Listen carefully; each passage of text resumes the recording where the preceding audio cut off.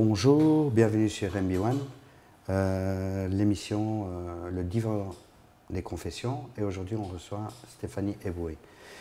Stéphanie Eboué, bonjour. Bonjour. On a une habitude ici, c'est qu'on va se tutoyer directement. Ok, y a pas de souci. Ça va permettre un peu de faire fondre la glace. Okay. Alors, Stéphanie, qui es-tu réellement? Je suis Stéphanie Eboué, ancien mannequin. J'ai fait aussi de la danse et en fait, j'ai fait pas mal de trucs. J'aime bien toucher à tout. On va dire que je suis une petite artiste comme ça. J'aime bien toucher à tout. J'ai fait des événements, la danse, j'ai essayé le chant, mais bon, c'est pas pour moi. D'accord. Alors, pour décrire un petit peu qui tu es, dis-moi un petit peu, tu viens d'où? Je viens du Cameroun. Tu viens du Cameroun? Oui, je suis camerounaise. Je suis arrivée ici en Belgique. Tu es née en Cameroun? Oui, je suis née au Cameroun, oui. Et tu es restée là jusqu'à quel âge? Jusqu'à mes, on va dire 12 ans, parce que je suis arrivée ici à 13 ans. Tu as eu le temps de faire des études là-bas? Oui. Qu'as-tu fait comme études? Je suis allée jusqu'en 6e. Enfin, en fait, le système belge et le système français, nous, on a plutôt le système français. Oui. Donc, je comme veux dans dire, beaucoup de pays. Oui, donc je veux dire 6e. Primaire? Non, 6e secondaire. Jusqu'en 6e secondaire? Oui, donc c'est la première secondaire ici, je pense. Oui, oui, c'est ça. Oui. C'est l'équivalent un petit peu. Voilà. Et lorsque tu as terminé, donc tu es partie à l'âge de 12 ans. Oui. Quelles ont été les circonstances dans lesquelles tu es partie? Comment ça, enfin... Pourquoi es-tu partie? Ah oui, je suis partie parce que ma maman, enfin, j'ai tous mes frères ici, déjà de 1. Nous sommes 10. J'ai 6 frères et 4 sœurs, enfin plus moi.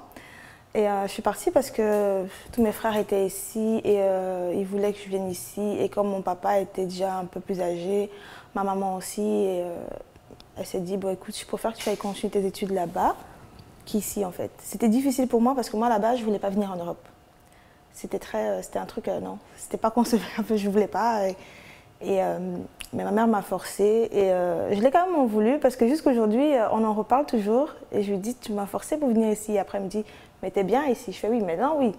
Mais c'est vrai qu'il a fallu le temps d'adaptation. Oui, surtout que c'était par rapport à... Enfin, elle m'a fait venir ici en me faisant croire qu'on venait pour le baptême de ma petite nièce et qu'on allait repartir. Et que ma soeur aussi, qui était enceinte, allait accoucher. Piégée. Voilà, c'était ça. Elle est maline, maman. Oui, hein. Qu'est-ce que maman... Est-ce qu'elle travaillait, maman? Non. Maman ne travaillait pas? Elle était femme au foyer. Donc, il y avait papa qui travaillait. Oui. Et que faisait-il, papa? Il était conseiller municipal. Il travaillait comme à l'imprimerie nationale du Cameroun. Et il a aussi travaillé comme agent technique à la Camer. Et il était aussi footballeur professionnel. Ah oui, comme tes frères d'ailleurs, oui. dont tu vas nous faire un petit descriptif. Oui. Donc tu as des frères qui ont joué au football plutôt? Oui, j'ai mes frères qui ont joué au foot, Farjon, Ernest et le gardien Ebous, il s'appelle Eboué, enfin Eboué, Ebous. Oui, Eboué est un nom bien connu hein, dans le domaine du football. Hein. Oui. Alors après ça, donc, tu es parti à l'âge de 12 ans, piégé, etc. etc. Tu es arrivé je dis en Europe, hein, parce qu'aujourd'hui, on ne parle plus de la Belgique, de la France, etc. On dit l'Europe. Oui. Tu es venu en Europe, et à partir du moment où tu as mis les pieds sur le sol européen, quelle a été ta poursuite? Est-ce que tu as été à l'école? Tu as continué? Oui. J'ai d'abord fait une année, parce que je suis arrivée en fait en plein milieu de l'année, donc je ne pouvais pas entamer une école directement. Donc j'ai fait une année à la maison, enfin une demi-année à la maison, on va dire ça comme ça. Et moi, je ne voulais pas, je voulais rentrer. Et en plus, il faisait super froid parce que je suis arrivée en hiver, donc c'était pas évident. Désolée, en fait, j'ai un petit truc qui me gratte mon œil. C'est pas grave, je t'en prie. Et donc après l'année d'après, oui, j'ai été à l'école, j'ai été à l'Athénée André Thomas, à Forêt. Oui, à Forêt, oui. Et puis après, des circonstances ont fait que j'ai quitté la Belgique, enfin j'ai quitté Bruxelles, pardon, pour aller en Wallonie, où j'ai repris des études aussi là-bas. En Wallonie, dans quel coin? À Halle? À Incourt. Incourt, oui. C'est près de Namur. Près de Namur, oui. Oui. Et là, tu as poursuivi tes études? Oui, j'étais à l'Athénée royal de Jodon. Jodon, oui. Et là, qu'as-tu fait comme études? J'étais jusqu'en 2e secondaire. Et je suis revenue de nouveau à Bruxelles. On va dire que j'ai été un peu trimballée. On va dire que tu as été coupée dans les années et dans le temps. Oui, voilà. Donc l'adaptation a dû être très difficile, dure, très difficile. Oui. Et quand tu as eu fini tes études, tu as fait une formation de mannequin, je crois. Hein. Non, en fait, j'ai été repérée Comment dans la rue. Comment tu t'es retrouvée justement J'ai été repérée dans la rue Et au début, je marchais avec ma maman et il y a une voiture qui s'arrête, une belle voiture, une belle Mercedes coupée, noire qui s'arrête. Tant qu'à faire. Bah oui, mais je me souviens encore parce que pour moi, c'était la première fois, je n'avais pas connu ça avant. Donc, et la voiture s'arrête et ma mère qui me dit avance. Et moi, je dis, mais maman, tu sais pas. Et le monsieur qui descend, qui vient, il parle à ma maman, il parle à moi et puis après, il me donne une carte. Une carte et tout. Et alors, je rentre à la maison. Ma maman m'avait déjà dit, ça tu oublies, hein. Toi, c'est les études, tu n'es pas venue ici en Europe pour... c'est bien, enfin, les mamans africaines... Comme tous les parents. Voilà. Hein. Elle me protège. Ma maman, elle est comme ça. Même jusqu'à aujourd'hui, elle... Maman poule. Voilà. Et comment s'appelait ce monsieur? pour vous dire son nom... Il représentait quelle marque, quelle institution? Et c'était Green Model. Ah, voilà. Agency. Ouais. Donc, il t'a convaincu oui. de pouvoir monter à Paris? Non, l'agence en fait était d'abord à Bruxelles. Ah bon? Oui. Et puis après, ils ont changé, ils sont partis à Paris. Mais c'est pas lui qui m'a convaincu pour Paris en fait. Pour Paris, c'était pour un shooting photo. Et là aussi, j'avais été repérée parce qu'en fait, j'avais fait Elite Model Look. Et puis après, ils m'ont demandé de venir à Paris pour faire des essais photos, vidéos et tout ça.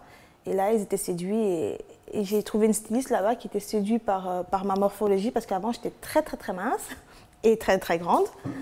Et donc, elle m'a dit, écoute, j'aimerais bien faire un shooting photo avec toi si ça t'intéresse. Et j'ai dit, oui, pourquoi pas. Et sous le coup, comme ça, elle a commencé à faire les shootings. Et quand elle a commencé à faire des shootings avec moi, j'ai une autre agence qui était là présente aussi, qui m'a repérée et qui m'a fait venir dans l'agence à Bruxelles. Ça s'appelait Sai Concept. Et aujourd'hui, où en es-tu dans le domaine de la photo, du shooting? J'ai tout arrêté en fait. J'ai tout arrêté parce que j'ai eu un moment de ma vie où j'ai pas supporté. C'était la mort de mon papa, j'ai perdu mon papa. Et déjà que mon papa c'était mon pilier, c'était mon premier fan. C'était pour lui parfois que j'avais la force de me lever le matin pour y aller, pour faire ce que j'avais à faire. Mais quand je l'ai perdu, j'ai eu l'impression de perdre une partie de moi en fait. Donc du coup, je me suis laissée aller. Et j'ai arrêté toutes mes activités, que ce soit le mannequinat, que ce soit les événements, que ce soit... Je me suis plongée en fait dans une sphère où j'étais seule dans mon monde en fait. Ouais, et tu t'es fabriqué une bulle autour de toi. Ouais, ouais. Et j'étais tellement...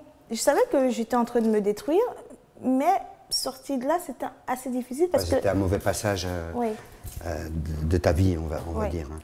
Et récemment, il y a 6-7 mois, j'ai eu un déclic en fait, et je me suis dit, mon père ne serait pas fier de moi en fait, de ce que je suis devenue, c'est pas possible.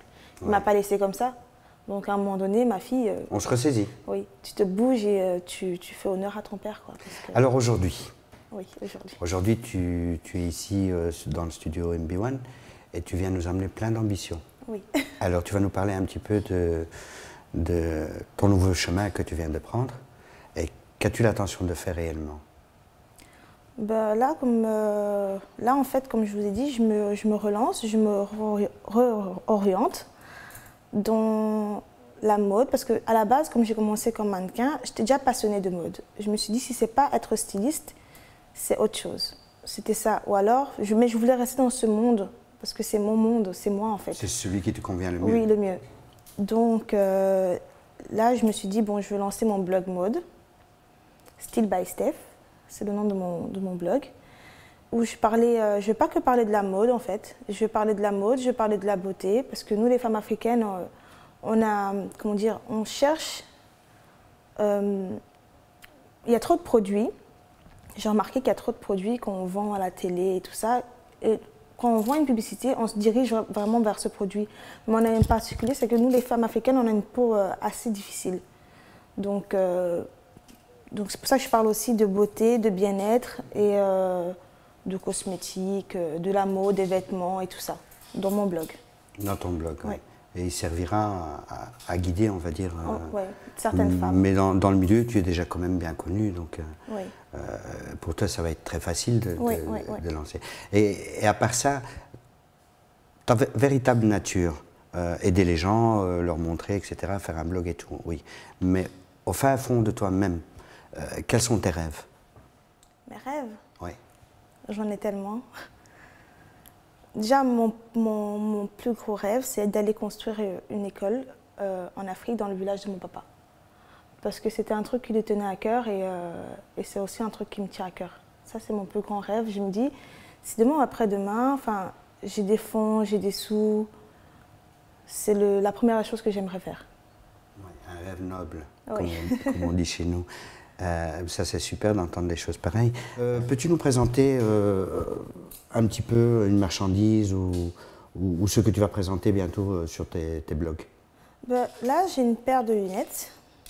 C'est pas vraiment une marchandise, on va dire. C'est l'accessoire mode que toutes les filles ou toutes les blogueuses ou toutes les femmes doivent avoir au moins une paire dans leur sac, c'est des lunettes.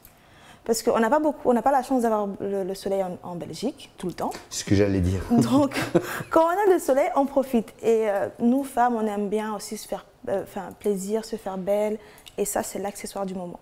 Si tu n'as pas de lunettes dans ton sac, tu n'es pas une vraie. Je suis désolée. D'accord, donc c'est déjà un bon point. Oui, parce que c'est toujours, c'est chic, c'est moderne, on peut C'est tout. chic, Oui. le fric. Même à la plage, en bikini, il faut des lunettes.